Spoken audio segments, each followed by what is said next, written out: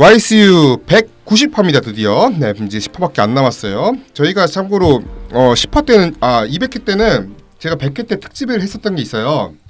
뭔가요? 100회 때 이제 각자마다 보통 우리가 YCU 초이스를 하잖아요, 옛날에는. 네. 초이스를 하면 이제 보통 추천작을 하죠. 그렇죠. 네. 근데 200 이제 100회 때 뭐 했으면 괴작을 했습니다.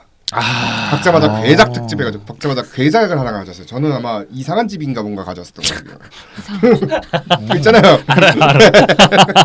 그 예고편부터 이상한 그 정말 못 만들어서 오히려 잘 만든 공포 영화 하나 있어요. 그 뭐 아무튼 그래서 200회 때는 아마 이제 그거 가져와서 이상한 집 영화처럼 포스터는 되게 무섭거든요. 이상한 집 아닌데 뭐지? 무서운 집인가?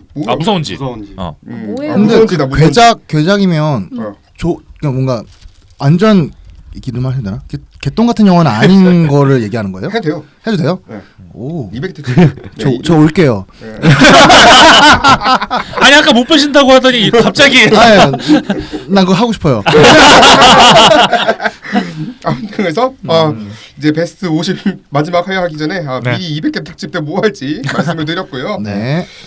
이번에 살펴볼 작품은 17위부터 볼게요. 1월 10일 날 개봉한 기리의 김대중. 이제부터는 3.9점입니다. 92.68%인데 이거는 미래님 부탁드릴게요. 네, 김대중 전 대통령의 인생과 한국 현대사의 사건들을 다양한 영상 자료와 해설로 다룬 다큐멘터리 영화입니다. 이건 저랑 장현 기자님 보셨는데 장현 기자님 어떻게 보셨습니까?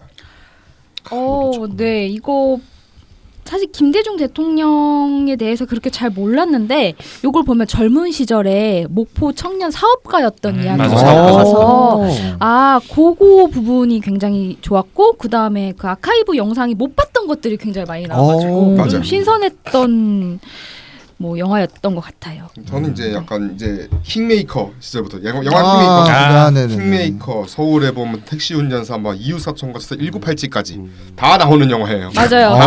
거의 현대사가 관통하죠. 네, 현대사가 한눈에 볼 수 있는 의미 있는 작품인 것 같고요. 이게 아마 속편도 지금 제작 준비 중일 거예요. 맞아요. 왜냐면은 이제 딱 거기서 끝나요. 맞아요. 이제 87년 이제 선거, 이제 87년 선거 때 이제 광주로 갔는데 난리가 난 거야 광주에서. 완전 물결이 완전 사람들로 아주 꽉 차 있는 그 도로가 거기서 퍼레이드 이제 하는 장면. 맞아요. 그 장면을 끝으로 끝나게 되면 이제 그 이후에 이제 아마 대선까지의 과정이지 않을까라는 생각이 들어요. 대선 이후 이제 대선까지 지금 금방 나올 줄 알았는데 아직 안 나왔어요? 그래요? 좀 오래 걸리네요. 그러네요. 이거 아마 선보기지 이제 이런 거 다시 해야 되니까 후원을 받아야 되니까 있어야 되니까 그렇구나. 그 과정인 것 같고요. 자 이제 넘어가서 15위입니다. 1월 10일 날 개봉한 이것도 키노 인증 작품인데 3.9점에 96.09% 노베어스입니다. 이거는 서빈님 부탁드릴게요. 네, 권력의 감시를 피해 시골로 간 영화 감독과 미신 전통으로 억압받는 커플의 이야기를 담은 영화입니다. 네, 이하군님 어떻게 보셨습니까? 와, 이 영화 진짜 좋아요. 잘 만들었고요.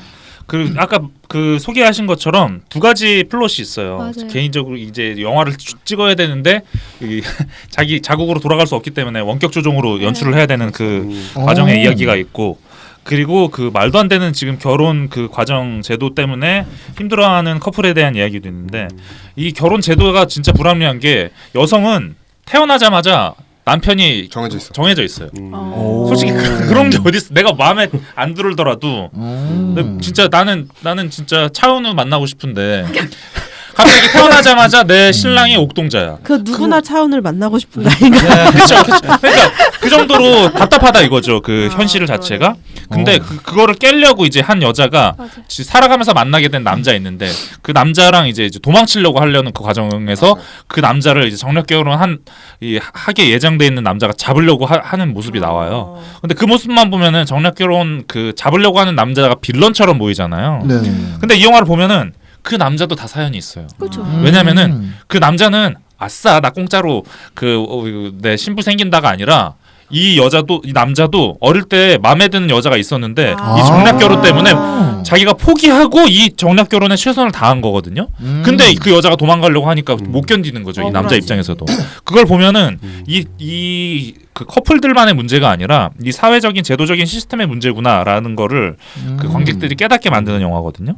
그런 의미에서 굉장히 중요하고 좋은 영화입니다. 네, 그래서 장혁 기자님. 네, 이건 감독님의 자전적인 이야기이기도 해요. 아까 그 커플 얘기를 많이 해주셨으니까 이 감독님이 이제 가택연금? 맞아요. 네, 그거를 진짜 당해서 이제 원격으로 계속 디렉팅을 하는 거죠. 이렇게 찍어라, 저렇게 찍어라. 그러면서 이제 주연 배우라고 해야 되나? 그 커플의 거기 그 영화의 커플도 실제로 또 뭔가 맞아요. 어려움이 있잖아요. 네. 그런 것들도 그러니까 굉장히 픽션과 논픽션의 경계가 허물어져 있는 영화여가지고 굉장히 그 부분이 되게 재미있었고 뭐 마지막 장면이 굉장히 인상 깊었던 것 같아요. 맞아요.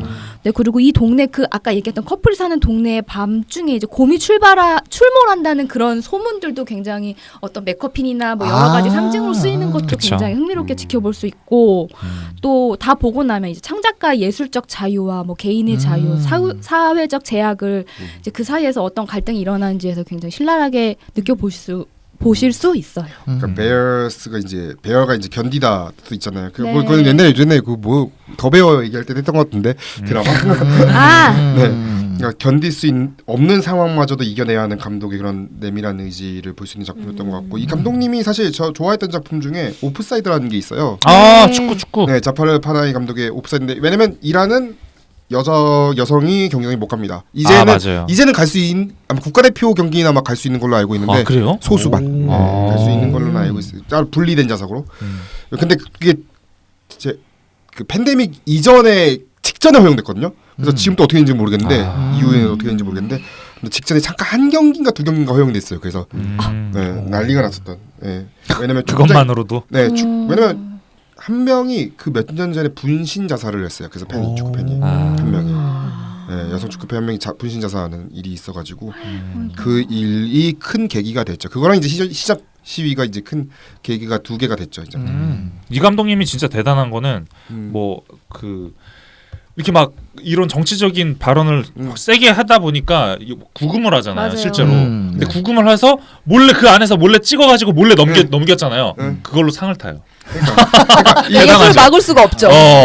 창작 의지를. 이 오프사이드 같은 경우도 이제 여자애들이 이제 남장하고 경기장 들어가는 과정을 찍은 거예요. 이 영화 그 영화인데 실제 경기 날에 찍은 거예요. 월드컵 예선 때. 그래서 이 분위기가 고스란히 느껴져요. 실제 월드컵 경기 느꼈는데 끝났을 때 진짜 경기 이겼거든. 그래서 난리가 나는 축제가 되는 현장까지도 경기장 근처에 도로가 그것까지 리얼로 로케이로 찍은 거의 사실상 반다큐네요. 반다큐. 반다큐죠. 또 이것도 영화가 아이러니한 게 이란을 떠나지 못하는 감독님, 그 다음에 이란에 돌아갈 수 없는 여기에 나오는 배우 둘의 그 상반된 실제 생활. 맞아요. 네, 누구는 강제 추방, 누구는 나가지를 못하고. 네, 재밌네요.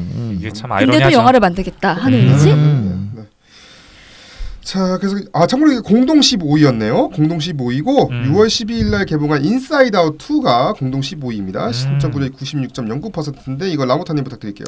13살 소녀 라일리의 감정 컨트롤 본부에 새롭게 등장한 감정과 기존의 감정들이 충돌하면서 벌어지는 갈등과 위기, 모험을 다룬 애니메이션 영화입니다. 네, 이거 저희가 다룬 바 있고 네. 그리고 이하고님한테는 네. 그 다음에 애니메이션 특집을 한번 해볼게요. 아카데미 후보에 오른. 이거까지 포함해서요? 네, 이거까지 포함해서 아카데미 그래요. 그때 한번 말씀해 주시면 될 것 같아요. 이제 네. 저희가 이제 아카데미 후보에 오를 만한 이제 왜냐면 다음 작품 14위가 네. 바로 연장선상에서 그러네요. 이 두 작품이 현재 1순위 막 2순위 다투고 있거든요. 오. 네, 다투고 있는데 10월 1일 개봉한 와일드 로봇이 14위예요. 3.9점에 96.48%인데 이것도 같이 한번 얘기해 볼 건데 이것도 이민혜님 한번 부탁드릴게요. 네, 야생의 섬에 조난당한 로봇이 우연히 부모를 잃은 아기 기러기의 보호자가 되면서 자연에 적응하고 동물들과 교감하며 자신을 발견해가는 과정을 그린 애니메이션 영화입니다. 근데 정말 흥미로운데 지금 이게 1순위거든요. 아카데미 장편 애니메이션상. 네. 근데 네. 저만 별 4개고요. 지금 여기 보신 이하고님 별 1개, 별 1개. 창현 기자님 별 2개예요. 그래요? 의외네요? 재미없었죠. 두 개 동지를 만났다. 동지를 만났다. 재미는 없다. 네. 그래서 홍보 영상 보니까 막 엄청 흥미로워 보였는데. 그래서 다음 시간 때 아주 흥미로운 얘기가 되지 네, 않을까. 여러분들 기대해 주세요. 네, 준비 많이 했습니다. 네, 아카데미 애니메이션 특집도 한번 후보 특집도 한번 해보도록 하겠습니다. 네. 자, 그리고 13위는요 5월 22일 개봉한 퓨리오사 매드맥스 사가입니다. 3.9점에 97.56%인데 이거는 라모타님 부탁드릴게요. 납치된 어린 퓨리오사가 다시 고향으로 돌아가기 위해 겪는 고난과 여정을 그린 SF 판타지 영화입니다. 네, 이거는 장인 기자님, 서비님 그때 녹음하셨고 네, 이하구님 어떻게 보셨는지? 네, 저는 이 영화 굉장히 좋게 봤고요. 이 영화랑 그 프랜시스 푸랑 막 계속 5위를 다퉜던 기억이 있어요. 그 정도로 굉장히 좋게 봤고요. 이 영화가 특징이 전 그건 것 같아요. 그 매드맥스라는 영화가 액션이 서사다 이런 느낌이 있다면은 퓨리오사는 서사가 액션이다 라는 그런 느낌이 좀 있거든요. 그 정도로 이 영화 굉장히 좋아하고요. 그 아냐 텔러 조이의 매력도 느낄 수 있고, 근데 사실 전 원래 캐스팅은 마음에 안 들긴 했어요. 왜냐면은 그 안 닮았잖아요. 샤를리스 테론이랑 안 닮았어요. 뿐만이 아니라 기럭지. 네, 안 닮았고 실제로는 그 프리가이에 나왔던 그 배우 있거든요. 조디 코머. 네, 조디 코머. 코머가 굉장히 닮았어요. 맞아, 조디 코머도 원래 라인이 있었을 거예요. 그렇죠. 네, 그래서 일부 라인이. 그 배우가 했으면 좋겠다 했는데 조디 코머는 인지도가 없잖아요. 근데 그 아냐 텔러는 엄청난 스타잖아요. 그렇죠. 네, 그렇기 때문에 아마 캐스팅이 된 것 같은데. 근데 흥행이 실패했으니까 어차피 그 해도 새가 없긴 한데 그러게. 어차피 흥행이 실패했어요. 네, 손익 못 넘긴 걸로 알고 있는데. 네. 너무 안타까. 저는 가장 이해가 안 되는 것 중에 하나가 바로 이 영화예요. 흥행 실패한 거? 저는 이 뭐지 영화를 많이 안 보는 사람도 이 영화 보면 너무 신나고 재밌고 빠져들고 몰입하게 되거든요. 근데 왜 흥행이 안 되고 왜 이 영화가 아예 네. 관심조차 없는지가 좀 약간 미스테리인 것 아니야 같아요. 캐스팅인 것 같아. 하드웨어가 너무 왜요? 빈약했어. 왜소해서. 초등학생 같아가지고 여전사의 느낌이 전혀 없었다고. 그리고 일단 샤를리스 테론을 알고 있기 때문에 맞아요. 맞아. 그럼 못 이겨요. 대체 맞아. 무슨 몇 년 사이에 그 키가 그렇게 크고 막 그거 상상을 해도 잘 왜요? 그 서브스타스랑 무슨 분장을 한 것도 아니고. 샤를리스 테론이. 그래서 그랬습니다. 지금 일단은 아카데미 지금 후보에 오를 만한 게 하나도 없습니다. 지금 그렇게 돼버렸어요. 하나도 없는 상황이 돼버렸어요. 이 영화 오를 만한데. 네. 자, 그래서 지금 넘어가면은 12위입니다. 2월 22일 날 개봉한 바튼 아카데미. 이것도 큰 인증 작품인데 아까 말씀드렸지만 저번에 1회 때 말씀드렸지만 이 작품이 지금 현재 전체 회원 키노라이트 전체 회원이 뽑은 최고의 영화가 됐습니다. 괜찮은 것 같아요. 네, 여기까지 나쁘지 않은 것 같아요. 3.9점에 98.62%인데 서빈님 부탁드릴게요. 네, 크리스마스 연휴에 갈 곳이 없는 학생과 함께 학교에 남게 된 선생님을 다룬 이야기입니다. 영화. 좀 짧네요. 근데 딱 맞아. 네, 맞아요. 이하군이 어떻게 보셨습니까? 저 이 영화가 아까도 말씀하신 것처럼 1위라고 막 이렇게 막 적극적으로 말씀을 해주셨잖아요. 근데 전 이 영화 보면 그냥 정말 흔하게 많이 본 느낌이거든요. 그렇긴 해. 그렇긴 해. 네. 게다가 그 학생으로 나오는 앵거스랑 폴이랑 둘이 처음에 티격태격했다가 가까워지는 계기도 솔직히 잘 안 보이는데 그냥 그래서 너무 무난하다는 생각이 들고. 참을 수 없는 지점. 네, 참을 수 없는 지점. 네. 연결이 안 돼. 납득이 안 되잖아요. 네, 거의 위키드처럼 갑자기 친해지네. 네, 그런 느낌이 있는데 근데도 불구하고 이 영화의 그 화면 톤이라던가 질감이라던가 그런 것들이 되게 레트로 감성을 자극하는 부분이 있고 그런 톤 앤 매너가 되게 좋고 그리고 사회적으로 루저라고 취급받는 사람들의 그들이 주인공인 영화잖아요. 거기서 오는 약간 언더독 심리 같은 게 좀 있죠. 그 부분이 좀 장점이었던 것 같아요. 장현 기자님 어떻게 보셨어요? 저는 이거를 보고 나서 그 알렉산더 페인 감독님의 사이드웨이를 봤는데 거기에도 폴 지아마티가 나오는데 그때는 이제 왠지 그 캐릭터의 연장성산인 거가 20년 후 버전 모습인 것 같은 느낌이 들더라고요. 사이드웨이에서도 교사로 나와요. 근데 이제 와인 관련해가지고 와인을 이렇게 와인 그 와이너리라고 그러나 뭐 거길 돌아다니면서 이렇게 막 하는 이야기가 나오는데 굉장히 별거 없는 이야기인데 되게 그 드라마 감성에서 뭐 들어가 있는 드라마 감성에서 따라갈 수 있는 감정 뭐 그런 것들이 관계성 이런 게 되게 잘 녹여낸 것 같아가지고 저는 이 감독님의 영화를 되게 좋아해요. 네. 다운사이징 감독님. 맞아요. 이 영화의 디테일을 되게 캐치 많이 하시는 분들 많아가지고 와 확실히 매력적인 요소는 진짜 많은 것 같아요. 저는 약간 이제 1970년대 감성과 화각을 품고 이제 죽은 시인의 사회 이후에 아마는 그 이후에 이제 선생과 교사와 이제 학생의 이야기로서는 최고 아닌가 싶었어요. 그 관계 사이에서는. 선생님 되게 좋은 선생님이죠. 네. 그렇죠. 그랬던 느낌이 남는. 또 크리스마스 명절에 보면 딱 좋아요. 맞아요. 따뜻해요, 되게. 이게 딱 크리스마스 영화인 것 같아요, 확실히. 크리스마스 클래식의 느낌으로 만들어진 영화 같고. 다음은 1월 10일 날 개봉한 11일인데 메이킹 다큐멘터리 스즈메 문단속을 따라가다 3.9점에 100%인데 이거 미래님 부탁드릴게요. 네, 이거 그냥 정말 제목 그대로 설명할 게 없어요. 애니메이션 스즈메의 문단속의 제작기를 담은 다큐멘터리 영화입니다. 저는 이게 좀 웃긴 게 이거 미디어 캐슬이 개봉을 시켰으면은 뭐 부가판권을 부가판권을 서비스를 하든 뭘 있어야 되는데 여태껏 부가판권 서비스가 없어. 그러니까 이게 평점이 딱 그때 개봉했을 때 봤던 팬층의 점수예요. 순수하게. 그러니까 이걸 뭐 없어. 우리가 확인할 수 있는 방법이 없는 거예요. 그 이후로 악평을 남길래야 관심이 없어져서 남기질 않아. 볼 수가 없어 이제. 볼 방법이 없으니까 이게 뭐. 와, 근데 팬들의 힘인가요? 11위. 왜 나도 보고 싶어. 나도 수빈한테서 좋아해. 난 왜? 이게 개봉했는지도 몰랐어요. 이런 식이래. 스즈메 좋아하는데도. 미디어 캐슬 이제 특별관 이런 데 있잖아요. 정말 찐덕후를 위한 거네. 우리가 몰랐어. 우리가 했는지도 몰라. 이게 신카이 언제 한 마코토. 거야? 해서 검색하다 이게 있었어요. 신카이 마코토.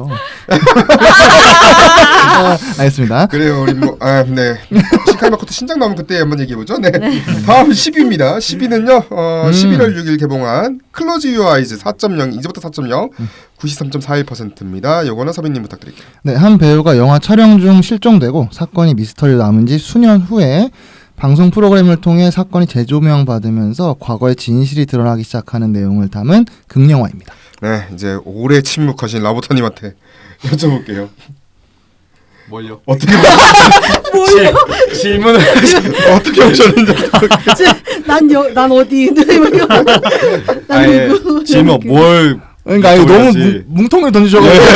그래서 일단 영화가 역시나 되게 러닝 타임이 긴 게 되게 한계가 있었는데 근데 그 생각은 들었어요. 뭐냐면 일단 이게 빅토르 에리세라는 이름이 사실 이제 정말 이제 영화를 하드코어하게 보시는 분들한테는 되게 어떻게 보면 성전에 오르는 이제 사람들 가운데 한 분이시고 사실 이 영화가 그 제 기억으로는 햇빛 속의 모가나무라는 장편 다큐멘터리가 있는데 그 이후에 아마 30년 만에 나온 영화일 거예요. 해가지고 일단 그 30년 만에 귀환인 것 자체가 이제 반가우면서 동시에 이 영화 실제 이제 그 30년 제가 말씀드린 30년은 극 중에 이제 그 배우가 사라지고 나서 이제 그 기간이 30년이고 그 빅토르 에리세 감독이 이제 그 이후에 이제 클로즈 유어 아이스를 만들기까지 그 기간이 거의 30년 거의 준해가지고 사실 아까 말씀드렸던 그 되게 하드코어하게 보시는 분들 혹은 빅토르 에리세 감독을 아시는 분들께는 이 영화 꼭 이제 그 감독님 자전적인 이야기 같다는 아마 인상을 아마 많이 받으실 것 같아요. 그리고 더불어서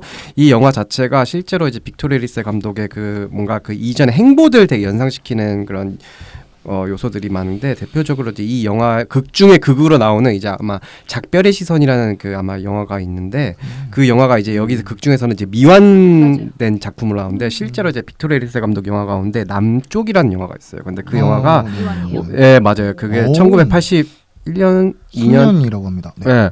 그 만들었던 게 그 아마 런타임 1시간 반으로 아마 그 책정이 돼 있을 텐데 원래 실제로는 3시간으로 책정된 작품이라고 하더라고요. 제작사가 워낙 그 예산 문제로 인해서 중간에 이제 그 제작을 끊어서 어쩔 수 없이 그렇게 미완으로 만들어진 작품이라고 하는데 실제로 이제 빅토르 에리세의 그런 히스토리를 아시는 분들께는 아마 그거 자체가 그런 빅토르 에리세를 연상시키게 만드는 그런 또 다른 대목이라는 점에서 이제 이 영화에 자연스럽게 아마 열광을 하실 것 같은데 또 다른 한편으로는 이 영화 자체가 굳이 그 빅토르 에리세라는 이름을 몰라도 이제 충분히 즐길 수 있겠구나라는 그런 뭔가 핀포인트를 받았던 게 이 영화 자체가 되게 영화라는 매체에 대한 그 뭔가 질문을 다시 한번 던지게 만드는 영화라는 그런 생각을 들게 하더라고요. 영화는 무엇인가? 네. 왜냐하면 대표적으로 이제 영화라는 뭔가 매체를 설명하는 데 있어서 정말 주된 키워드 가운데 하나가 이제 빛이라는 단어가 있고 또 하나가 시간이라는 단어가 있는데 이 영화뿐만이 아니라 그동안 이제 빅토르 에리세 감독이 이제 벌집의 정령부터 시작해가지고 이제 주로 이제 그 염두에 뒀던 테마 가운데 하나가 영화와 현실 사이의 관계를 조망하려는 그런 시도와 의지 그 가운데에서 영화가 어떤 역할을 할 것인가에 대한 고찰이 있고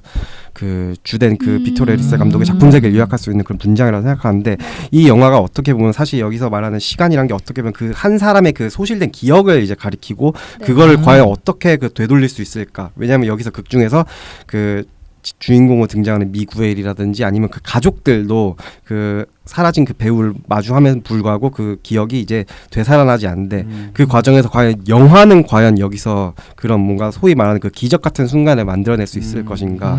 그래서 이제 아마 극 중에 아마 칼드레이어 영화가 아마 중간에 언급이 될 거예요. 해가지고 그러한 뭔가 영화와 기적, 영화와 현실 그 사이에 벌어질 수 있는 뭔가 그런 소실된 그 자리로서 이제 그 기적 같은 순간이 과연 만들어질 것인지. 이 영화는 소위 말하는 그 평론가들이 그렇게 말하는 영화 있잖아요. 질문을 던지게 만드는 영화, 극장문을 나섰을 때 이제 그렇게 만드는 영화라는 점에서 이게 아마 이게 그런 평론가들이 꼽는 아마 순위권 가운데 작품 가운데 아마 이 작품이 꼽힐 거라고 저는 생각이 들고 충분히 거기에 조응하는 그런 뭔가 그런 질문들 혹은 이제 이건 실제로 이게 빅토르 에리세 감독 제가 이게 영화를 보고 나서 잠깐 인터뷰를 찾아봤었는데 네. 그때 빅토르 에리세 감독이 그런 말을 한 적이 있어요.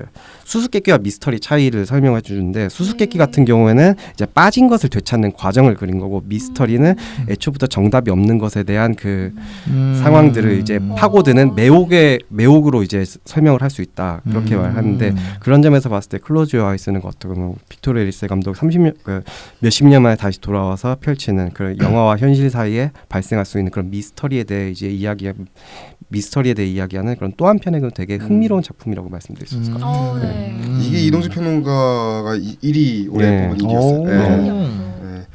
어떻게 보셨습니까, 장님? 저는 뭐 너무 말씀 잘해주셔가지고 첨언할 거 별로 없는데 저한테는 개인적으로 이게 제가 기억을 잃는다고 해도 몸이 기억하는 기억 뭐 이렇게 한 줄을 남긴 적이 있거든요. 거기 이렇게 기억을 잃어버린 배우가 자기가 배우인지도 모르고 어디서 살고 있다가 이제 감독이 아까 그 미완의 영화를 만들었잖아요. 그 감독도 그 영화 때문에 이제 경력이 망가진 거예요. 그래서 감독 일을 못하고 그냥 살아가고 있었거든요. 근데 어떤 프로그램에서 이 미완의 영화를 만들고 이 배우는 어디 있는가 이걸 찾아가는 그것이 하고 싶다처럼 그런 프로그램 촬영을 해요. 그러면서 자기도 이제 잊고 있던 기억을 깨워서 이 배우를 찾고 그러면서 그 배우의 딸도 뭐 인터뷰를 하고 뭐 여러 가지 해서 결국 그 배우를 찾아가는 여정이 나오는데 이러면서 이런 이제 기억과 아까 얘기하신 시간 이런 거에 대해서 영화가 어떤 의미를 갖는가 그리고 마지막에 자기가 그게 스포라고 할 수 있는지 모르겠는데 이게 마지막 장면이 굉장히 중요하고 또 이 영화뿐만이 아니라 모든 영화에서도 굉장히 추앙받을 수 있을 만한 굉장히 홍보에서도 뭐 올해 엔딩 네, 이런 홍보가 엔딩이 계속 되고 굉장히 있더라고요. 좋아요. 그 엔딩이 아까 얘기했던 스포일 수도 있는 기억에 관한 이야기인데 자기가 아까 얘기했던 몸이 기억하는 기억 있잖아요. 그걸 영화를 보면 그 기억이 되살아나는가에 대해서 질문을 던진다고 생각했거든요. 그래서 굉장히 중요한 엔딩이고 또 개인적으로는 이걸 보고 나서 굉장히 좋아서 리뷰를 썼는데 그 리뷰를 날렸어요. 그래서 충격이 막 엄청 났는데 제가 영화보다 더한 반전인데. 네, 그래서 이제 말씀드렸잖아요. 몸이 기억하는 기억. 몸이 기억을 못 하더라고요. 이게 완전 고장 나가지고요. 다시 쓰려고 했는데 못 썼습니다. 그래서 정말 저한테는 그런 기억이 있는 몸이 기억하는 영화. 저한테는 애틋한 영화예요. 어쩌면 감독이 약간 그 의도 아니었을까요? 네, 저 저격했습니다. 저격당해가지고 나는 못 쓰겠어. 2장까지 썼는데 도저히 못 쓰겠더라. 막 엄청 찾고 못 찾았어요. 어디 갔는지 날렸어요. 너무 아쉽다. 진짜 너무 충격적인 좋겠다. 영화였어요. 제가 혜령님 말씀하신 거 이어서 어차피 왜냐면 제가 이 영화 이후의 영화들은 제가 할 말이 없을 것 같아가지고 여기서 제가 멘트를 다 던질게요. 그 빅토르 에리세 감독 영화가 그 어떤 뭔가 사실 이 감독님 자체가 워낙 이제 파고들 수 있는 여지가 많은 만큼의 여러 가지 키워드를 꺼낼 수 있는데 저 같은 경우는 대표적으로 이제 분열 혹은 단절로 이제 이야기할 수 있거든요. 사실 이걸 말씀드리는 이유가 이 영화의 제목을 가리킨 클로즈 유어 아이스라는 행위 자체가 어떻게 보면 이제 흘러가는 시간을 이제 눈을 통해서 이제 바라보는 행위가 중간에 중단되는 거를 가리킨다고 저는 카메라 생각하거든요. 시선이기도 하나요? 맞아요. 영화가 예. 중단됐으니까. 예. 그래서 이게 뭐 대표적으로 또 다른 이야기를 하자면은 여기서 빅토르 에리세 감독의 가족 그 캐릭터들이 그전 벌집의 정령부터 해가지고 다 등장하는데 이 가족들이 다 그 단절된 상태가 아마 영화 그 시작하면서 끝까지 이렇게 계속 이어져요. 그래서 클로즈 유어 아이스 같은 경우에도 30년간 사라진 그 아버지랑 그 딸 사이에 그 단절된 상태들이 이제 중간에 계속 묘사가 되는데 그런 단절이라는 키워드를 통해서 이 감독이 계속 이야기하고자 했던 그 뭔가 시간이라는 테마 여기서 말하는 시간은 이제 어떻게 저희가 그 맨손이나 어떻게 이게 주워 담을 수 없는 이게 영속성 보이지 않는 뭔가 그 실체를 가리키는데 이제 그런 그 과정에서 되려 이제 눈을 감음으로써 이 오히려 그 우리가 그동안 바라보고자 했던 하지만 보이지 않았던 무언가가 되려 그 역설적인 행위를 통해서 포착된다는 점에서 이 영화가 되게 좀 그 빅토리아 리세 감독의 영화에 그가 이제 주목해왔던 그런 태제들이라든지 그런 핵심 키워드들을 돌이켜봤을 때 되게 이 자체로 되게 흥미로울 수 있는 또 하나 영화라 생각하고 사실 그 아까 서사 설명해 줄 때 또 흥미로운 게 사실은 이게 되게 잃어버린 그 30년간 사라진 배우를 찾는 그 서사가 한 플롯인데 또 하나 플롯은 되려 이 감독이 자신의 그동안 잊고 지냈던 과거를 다시 되찾아가는 그 플롯이 서브 플롯이 또 이어져요. 그래서 이 영화가 어떻게 보면 잃어버린 배우를 찾는 것보다는 오히려 잃어버린 그 미국의 주인공 나 자신을 찾는 여정이기도 한다는 점에서 그 영화의 서사만 놓고 봤을 때도 되게 좀 흥미로운 미스터리 플롯 아까 말씀드렸던 그런 미스터리 플롯으로서 역할을 충분히 다하는 그런 작품이라고 생각이 들더라고요. 네. 잘 들었습니다. 자 이제 9위부터는 이제 9위부터 이제 1위까지 중에 6개 작품이 저희가 녹음을 했던 작품이에요. 저희가 정규 비슷해서 맞습니다. 그러니까 미리 이제 거기서 말씀드렸기 때문에 최대한 빠르게 넘어갈 수 있는 상황이 될 것 같아요. 9위는 11월 6일날 개봉한 아노라 4.0에 93.46%인데 이거 미니님 부탁드리겠습니다. 네, 스트리퍼로 일하다 우연히 러시아 재벌 2세를 만나 즉흥적으로 결혼을 하게 된 주인공이 결혼을 무효시키려는 남자의 부모와 하수인들 때문에 겪는 일입니다. 네, 네, 뭐 이것도 저희가 다 아노라 편에서 한번 했기 때문에 잘 들어보시면 될 것 같고 저희가 스포일러까지 그때 얘기를 했었고요. 8위는 3월 27일날 개봉한 키노 인준 작품입니다. 악은 존재하지 않는다. 8위고요. 4.0에 94.29%. 이거는 저희 녹음에 참여했던 서빈님 부탁드릴게요. 네, 작은 산골 마을에 야영장을 만들려는 회사와 이를 반대하는 주민들의 이야기를 다룬 영화이고요. 제가 이 말 안 하려고 했었는데 빨리 넘어가야 되긴 하지만 말씀하세요. 원래 이 영화가 기프트라는 영화 영상을 공연 영상을 만들기 위해서 만든 영화인데 11월에 기프트가 우리나라에서 공연을 했더라고요. 좀 몰랐어요. 저도 몰랐네. 방금 알았어요. 저 지금 너무 억울해서 지금 제가 어머. 한국에 했었어요. 그래서 아쉽다는 얘기를 홍보 뭐 하는 거야? 했다고 합니다. 아쉽습니다. 이하군이 어떻게 됐습니까? 갑자기 이 충격에 이어서 말을 하게 되는데 저 이거 당연히 뭐 하마우츠루시케 제일 잘 나가는 일본 감독이기도 해서 맞습니다. 좋게 보긴 했는데 근데 저는 이게 점점 이 하마우츠루시케 감독이 이제 바뀌어가는 것 같아요. 좋게 말하면 진화를 하는 건데 제 취향으로 말을 하자면 제 취향에서 좀 멀어져가는 거예요. 네. 그래서 좀 아쉽다는 생각이 들고요. 이 영화가 그 후반부에 갑자기 확 분위기가 바뀌잖아요. 그 부분이 개인적으로 좀 별로거든요. 그러니까 왜 별로냐면은 그 하마구치루시케 초기작 중에 열정이라는 영화가 있어요. 네네 있어요. 맞아요. 그 열정이라는 영화를 봐도 후반부에 보면은 한 남자가 한 여자를 이렇게 어떤 선택을 하는 부분이 나와요. 근데 선택을 했다가 다시 재선택, 다시 재선택하는 부분이 나오거든요. 전 그게 좀 너무 별로예요 그 부분이. 근데 그거를 오히려 효과적으로 잘 보여준 게 아사코라는 영화인데 아사코라는 영화는 굉장히 좋아하거든요. 네 맞습니다. 근데 지금 점점 악은 존재하지 않는다도 그렇고 앞으로 이제 그런 열정이랑 비슷한 방향으로 갈 것 같아요. 여기서 한번 뒤집고 하는데 그 방식이 거기에도 그 충분한 은유와 함의가 있긴 한데 좀 뭔가 뭐라 그래야 되지? 인위적이다? 아니에요? 이 뒤집는 거에 너무 이렇게 힘을 준다는 느낌이 좀 반전에 집착? 그 반전의 집착이라고 하기에는 이 영화의 그 은유나 이렇게 그 상징성이 있기 때문에 거기까지는 하기에는 반전까지는 아닌데 무드가 한 번에 확 바뀌는 게 없으셨는데 분위기 전환에 좀 너무 큰 힘을 주고 있다는 생각을 많이 해요. 제가 얼마나 좋아하냐면 5월에 강원도 가서 신영극장 가가지고 특별전 했을 때 제가 그거 보고 왔단 말이에요. 친밀함을 볼 수가 없었어가지고 가서 당일 가서 3시간 영화 보고 정성일 평론가님 이야기 듣고 그럼 3시간 플러스 3시간 아니야? 맞아요. 그때 저 너무 좋았거든요. 엄청 좋아하는 감독님이라서 갔다 왔던 맞아요. 뛰어난 감독님이죠. 좋은 작품인데 솔직히 이게 좋은 작품이긴 한데 지금 악은 존재하지 않나가 지금 해외 시상식에서는 좀 계속 후보에 오르긴 있어요. 국제영화상 그런 거 할 때. 근데 문제는 정작 일본에서 클라우드를 제출했어요. 구로사와 기요시 감독이 클라우드를 제출하는 바람에 전 재밌게 봤어요. 네네.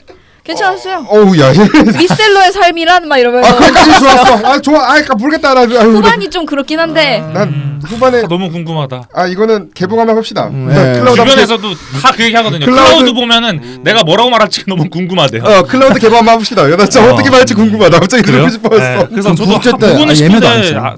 나도 너희들한테 말하고 싶은데 못 봤어. 볼 수가 없어. 이렇게 얘기해가지고. 제가 국제 올해 1타로 예매한 게 이거기 때문에 맞아요. GBH이기 때문에 데미길도 봤어요? 못 봤어요. 뱀의 못 봤어요. 그건 오히려 뱀의 길도 기대되던데요. 저는. 그것도 별로란 얘기가 다른 기자분들 전 못 봐가지고. 네. 그렇군요. 아무튼 올해 개봉함 얘기해보죠. 자, 좀 7이고요. 네. 1월 31일 날 개봉한 수출하게 해부입니다. 4.0점에 96.44%이고요. 이것도 미니님 부탁드릴게요. 네, 갑작스러운 남편의 사망으로 인해 법정에 서게 된 아내와 아들의 이야기를 그린 영화입니다. 네, 이것도 저희가 녹음을 했었는데 일단 이하고님이 별 5개를 줬기 때문에 한번 들어는 볼게요. 네. 들어는 보는 거 뭐예요? 들어는 볼게. 한번 해봐. 네, 이거는 뭐 별 5개 준 거답게 뭐 개인적으로 당연히 5손가락 안에 든 영화고요. 그 순위가 정확히 몇 위인지는 제 유튜브를 통해서 확인. 3부 때 안 나오나 했는데. 역시 깨알하고. 그리고 이 영화가 각본이 좋다는 얘기를 지겹도록 하잖아요. 근데 저는 연출이 진짜 뛰어나다는 생각을 하거든요. 이 영화 보면서. 그래서 너무 이렇게 각본에 포커스가 맞춰져서 그 연출이 좀 가려졌다는 생각이 들어서 그 부분이 좀 오히려 좀 알려졌으면 좋겠다는 생각이 들고요. 그리고 제가 개인적으로 할 말이 너무 많지만 짧게 줄여서 하자면 이 영화에서 제가 제일 좋아하는 장면은 후반부에 그 변호사랑 같이 차 타고 가가지고 그 산드라 빌러가 그 웃으면서 대화를 하다가 어떤 자기 남편이 했던 말에 대해서 얘기를 하다가 점점점 오열하는 장면이 있거든요. 있어요. 와, 그 장면을 가장 좋아합니다. 네, 그 이유는 그 인간이 이 영화의 핵심 중에 하나가 그거라고 보거든요. 내가 굳이 밝히지 않아야 될 일이 밝혀지게 된 상황이 왔을 때 나오는 비극처럼 보이거든요. 그래서 그 장면을 가장 좋아하고 이 영화의 매력도 거기에 있는 것 같습니다. 자, 장인 기자님은 다음 영화 때 한번 여쭤볼게요. 6이고요. 3월 13일 날 개봉한 로봇들이입니다. 4.0점에 97.5%. 이건 서빈님 부탁드릴게요. 네, 1980년대 뉴욕 작은 아파트에 외롭게 혼자 살던 개가 반려로봇을 주문하면서 벌어지는 이야기를 다루고 있는 애니메이션 영화입니다. 전 이거 솔직히 말하면 걔 맞아요. 이게 지금 저도 읽다가 뭐 잘못 썼나? 맞아요. 개님이에요. 개? 애니메이션이거든요. 네. 가리킬 때 개? 개? 이거 주토피아 약간 느낌이 나요. 그런 주토피아 거예요? 느낌이에요. 네. 아무튼 저 이거 솔직히 3월 13일 이거 아카데미 기획전 그때 할 때 봤었는데 네. 그 뭐야 먼저 할 때 네. 제 앞에 애랑 아버지가 오셨어요. 제 앞자리에 네. 제가 맨 뒤에 앉았는데 네. 저 마지막 한 10분 남기면서 계속 울었거든요. 네. 맞아요. 계속 울면서 봤거든요. 네. 오열하면서 보니까 맞아요. 얘가 쳐다봐. 근데 이거 다 아저씨 왜 울었다고 저래? 하더라고요. 저 아저씨 왜 저래? 봐야겠네요. 아무튼 진짜 오열하면서 봤던 제 아직도 휴대폰 메인 화면이 저 로봇드림 이거예요. 이거 올해 했어요. 이거 네. 재개봉 또 하고 막 맞아. 이랬어요. 재개봉도 그랬었는데 아무튼 되게 장기자님 좋은 어떻게 영화. 보셨습니까? 진짜 이 영화 저도 좋아요. 기자님처럼 정말 오열하면서 봤고 저는 그 부천 애니메이션 페스티벌에서 봤었는데 개막작이었어요. 그래서 생각 없이 봤었는데 저는 넘버벌이라서 그러니까 대사가 없으니까 되게 지루할 걸 생각했는데 하나도 안 지루하고 맞아요. 너무나 재밌고 그림도 너무 아날로그 느낌에 되게 귀엽고 또 한 번이라도 누군가를 좋아했거나 사랑했거나 그랬다면은 굉장히 공감할 포인트가 되게 많아요. 그리고 또 이별을 해봤다면 더더욱 공감할 포인트가 많고요. 제가 오열한 이유가 있죠. 뭐. 하지 마세요. 하지 마세요. 그만하세요. 굉장히 마음이 아프고 또 F 성향이시면 정말 이 영화를 오열하면서 보실 것 같아요. 안 봐야겠는데요. 네. 근데도 너무나 귀여운 그런 로봇들과 강아지 그리고 여기에 다른 동물들이 나와서 그런 것도 포인트고 또 음악 september가 너무 유명하게 이거 나와요? 나오는데 네 곡에 맞춰서 또 댄스도 추는데 되게 귀여워요. 이제는 september 노래 나오면 그 자동만사 또 울 것 같아. 네, 진짜 그럴 수도 있어요. 그 정말 너무 슬픕니다. 이게 아카데미 상을 못 받았다는 게 나 너무 신기해. 나 그때 못 받았어. 너무 아쉬웠어. 물론 그 대상자가 이제 상대자가 저기였긴 했는데 저기 미야자키 미야자키 그거 못 봤네. 네. 그게 큰 상대작이 하나 있었기 때문에 못 봤긴 했는데 아무튼간에 5위로 넘어가면 7월 3일날 개봉한 퍼펙트 데이즈입니다. 4.0에 98.22%. 이거는 키노 인증 작품이고요. 이거 녹음하셨던 라보타님 부탁드릴게요. 반복되는 단순한 일상을 충만하게 살아가는 도쿄의 공공 화장실 청소부 이야기를 다룬 영화입니다. 네, 이것도 이하곤님 짧게 부탁드리겠습니다. 네, 이 영화 너무 좋고 그리고 제가 유튜브에서 너무 많이 얘기했거든요. 그래서 다른 얘기를 해야 되는데 홍보는 안 하고 다른 얘기를 하자면은 이 영화가 이 일상의 소중함을 얘기하는 영화잖아요. 네. 맞아요, 막 맞아요.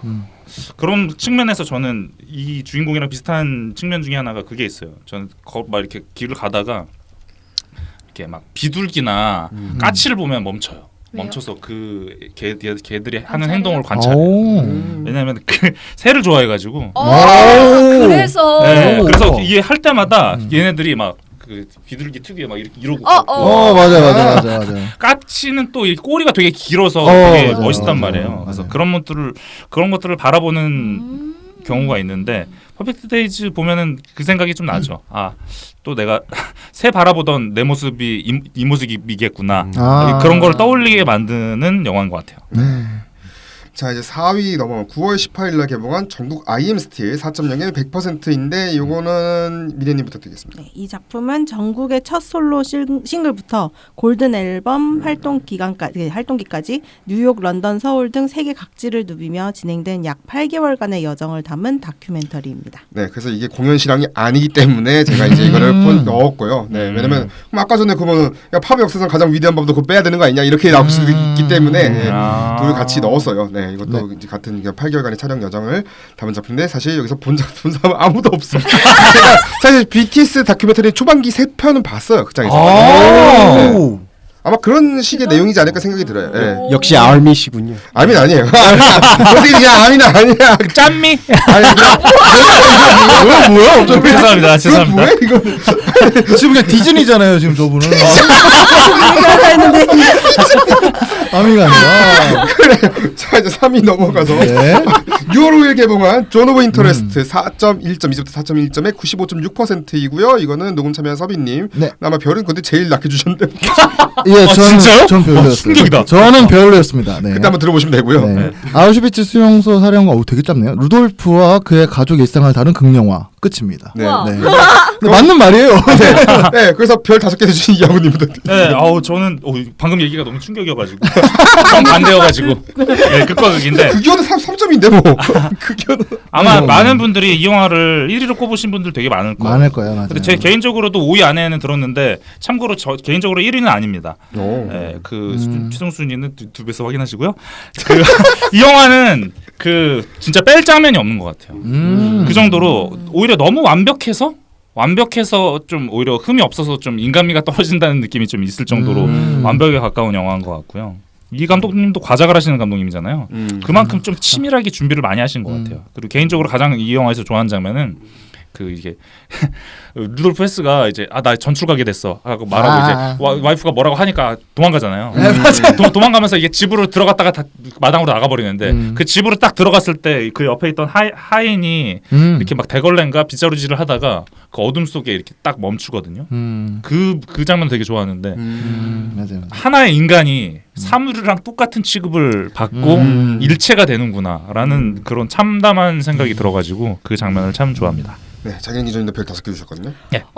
저 말씀 너무 잘해주셔가지고 뭐 더 첨언할 건 없고 저는 이제 감독님의 전작이죠. 이제 스칼렛 요한슨 나오는 영화를 너무 좋아해가지고 이 영화를 굉장히 기대하면서 봤고 다들 비슷한 얘기실 거예요. 보여주지 않고 보여주는 영화라는 이야기에 굉장히 맞는 이야기고 사운드 굉장히 중요하고 극장에서 꼭 봐야 되는 영화. 존 오브 인터레스트가 그 손익을 넘겼다고 네. 들었어요. 네, 그래서 수입 손익을. 네, 우리 또 이제 또 소지섭 선생님이 드디어 손익을 넘긴 영화 하나 나와야지. 찰란이 진짜 잘 맞아요. 진짜 나왔어요. 서브스타스도 그렇고 보디슨이. 우리 소지섭이. 아까 레드룸스도 찰란이었던 네, 소지섭이에요. 진짜요? 소지섭픽이에요. 픽이 소지섭 픽이 야. 돗자리 깔으셔야 돼요. 그러니까 이제 배우 그만하시고 이 책에 전념을 아니 아니지 배우를 해야지 돈을 벌어야지. 맞다. 그래야 되구나. 회사도 열일- 있으신데 회사에 소속 연예인들도 그러니까 있는데 열일하셔야지. 아. 그러니까 배우를 열일하시고 그러면 예. 그 출연 많이 좀 많이 하셔야 돼. 오히려. 열일 많이 하셔야지. 네. 좀 활동 안 하시던데 결혼하시고 안 나오시더라고요. 드라마도 찍고 그러셔야 되는데 아무튼간에 자 그러니까요. 넘어가서 2위입니다. 2월 28일 개봉한 듄 파트 2. 사실상의 이거는 키노 인증 작품으로서는 이게 최고 순위거든요. 그러니까 네. 사실 이걸로 봐도 돼요. 이걸 최고로 봐도 뭐 무한학과에서 그쵸. 바스다 카드냐고서 듄 파트를 이제 최고로 봐도 될 것 같은데 4.1에 97.37%고요. 녹음하셨던 서빈님 부탁드릴게요. 네, 자신의 능력을 깨닫고 각성한 폴이 이제 복수를 위한 여정에서 전사의 운명을 찾아가게 되는 영화입니다. 네, 이거 YCU 녹음을 참고를 했었는데 일단 나무타님 보셨거든요. 소감 부탁드리겠습니다. 일단 근데 그 말씀을 드릴 수 있을 것 같아요. 굳이 파트 1, 파트 2 중에 뭐가 더 낫냐면 저는 개인적으로 파트 1이 더 낫다고 생각해요. 동감합니다. 저도요. 근데 파트 2가 그러니까 뭐 이게 못났다거나 그런 건 아니고요. 이게 파트 2가 굉장히 괜찮았던 걸 말씀드리자면 사실 이건 듄 이번에 그 드니 빌레브가 만든 이제 듄 시리즈 전체 통틀어서도 이제 설명 가능한 대목일 것 같은데 사실 이 주인공인 아트레이데스가 사실은 이 사람이 그게 그 아마 그 좀 원작의 그 설정을 어느 정도 좀 아시는 분들께는 이 사람이 절대 이게 구원작 단순히 우리가 알고 있는 그 구원자의 컨셉은 아니라고 말씀드릴 수 있을 것 같거든요. 왜냐하면 이 사람이 물론 이제 극 중에 이제 카라카스 그 행성에 뭔가 그 지배한 그 일쪽을 제가 까먹었네요. 그 상대편 이제 나왔던 그 하코넨. 하코넨을 상대로 그 행성을 구원하는 뭔가 포지션인 것처럼 되게 아마 뒷배경을 모르시면은 그렇게만 받아들일 수 있을 것 같은데 그럼에도 불구하고 드니 빌레브가 그 되게 원작 자체가 방대하다 보니까 그거를 결국엔 녹아내는 것이 이 시리즈의 성공을 가를 수 있는 여부라고 생각하는데 그 점에 있어서 이 영화 듄 파트 2까지 보고 나면은 단순히 이 아트레이데스라는 인물이 그 행성에 뭔가 다시금 구원을 그 전달해주는 그런 캐릭터로만 이제 바라볼 수밖에 없는 바라만 봐서는 안 되는 그런 앞으로 이제 더 이제 전쟁으로 이제 점철된 미래를 이제 불러일으키는 어떻게 보면 파괴자의 포지션일 수 있다는 뭔가 그런 암시들을 여러 군데 그런 이미지들 통해서 그렇게 지속적으로 이제 복선을 이제 깔아줬다는 점에서 그 부분이 그 뭔가 그 원작과 그 실제 이제 이 영상화를 그 실현시키는 그 과정에서 드니 빌레브가 선택한 그 뭔가 절충안이 느껴졌고 그게 되게 잘 먹혀들었다고 생각해서 듄 파트 2도 시리즈 자체로만 봤을 때는 되게 괜찮은 영화 가운데 한 편이라고 좀 말씀드릴 수 있을 것 같아요. 지금 현재 아카데미 버즈가 편집상, 음향상, 시각효과상 현재 1순위를 달리고 있기 때문에 아마 요적 1편보다는 아마 적게 받겠지만 그래도 상을 받을 가능성은 높다. 그렇죠. 보시면 될 것 같습니다. 자 이제 진짜 근데 1위를 하긴 해야 되는데 진짜 빨리 넘어갈까요? 빨리 넘어갑시다. 네. 5월 15일 날 개봉한 내 손끝에 너의 온도가 닿을 때 혼자 4.5점에 91.67%거든요. 이거 네. 미네님 부탁드릴게요. 오랜만에 제외한 두 남학생이 한 집에 살게 되면서 벌어지는 일을 다룬 영화입니다. 그러니까 이게 사실은 BL BL 영화예요. 물이에요. 물이고요. 네. 그게 극영화예요, 극영화. 아, 티빙 오리지널 시리즈 이제 그 비의도적 연애담, 비의도적 연애담이라는 티빙 공개된 드라마가 있어요. 그거의 스피노프 영화예요. 그렇군요. 그래서 5월 15일 날 개봉을 했어요. 네. 그렇구나. 팬덤이 장난 아닌가? 네, 대만에는 이제 대만에도 개봉했다는 거예요. 네. 대만에도 개봉을 했고 아무튼간에 뭐 그렇다고는 하는데 그래요. 뭐 팬덤이 많다. 왜냐면 지금 왓챠는 사실 이것보다 더 심해요. 저희가 왓챠 이제 왜 이게 1위라고 하면은 왓챠는 진짜 저희가 내기가 좀 애매한 게 예를 들면 하이큐 이번에 하이큐가 이제 극장판이 작년에 개봉했잖아요. 네네네. 하이큐 극장판 이번에 개봉한 게 키노라이츠에서는 2.9점대였어요. 네, 키노라이츠는 2.9점대인데 지금 왓챠에서는 평균이 4.0이에요. 이런 식이기 때문에 만약에 정말 왓챠 순으로 50이 땡겼으면은 어떻게 더 이상하게 더 심각했을 거야. 오디션이 많이 들어갔어요. 네, 아마 그랬을 거예요. 그래서 오히려 키노 인증 지수가 오히려 더 조금 더 정확성이 있다. 물론 내거 만약 나못 참겠어 하면 아마 듄 파트 2를 1위로 추천을 생각하시면 될 것 같고요. 그렇죠.